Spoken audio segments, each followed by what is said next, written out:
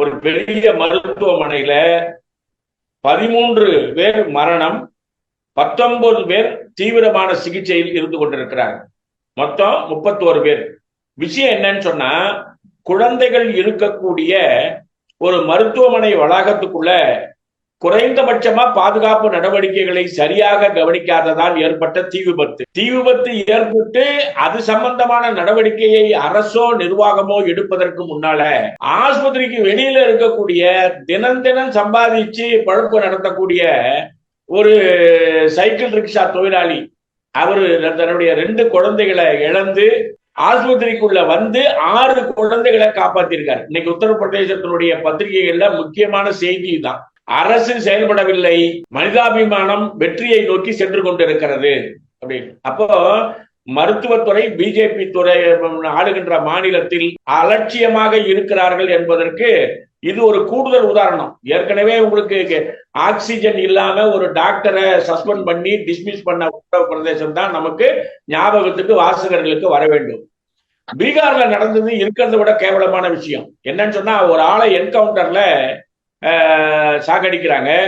அந்த சாகடித்த ஆளு அந்த மருத்துவமனையில வைக்கப்பட்டிருக்கிறாரு. வைக்கப்பட்டிருக்கக்கூடிய இடம் என்பது மார்ச்சரி.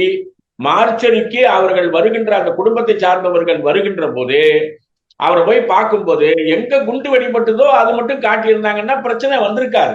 ஆனா பாடியை பார்க்கும்போது கண்ணுல இருந்து காதுக்கு போற பாதை, இடது கண் மற்றும் காதுக்கு செல்லும் பாதையில் தோல் மற்றும் கண்ணை எலி பிடித்து குதறி இருக்கிறது.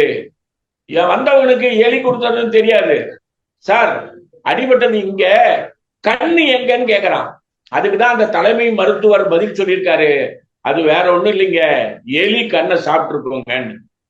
இதை விட ஒரு மோசமான நிர்வாகத்தை பீகார்ல உங்களால பார்க்க முடியாது.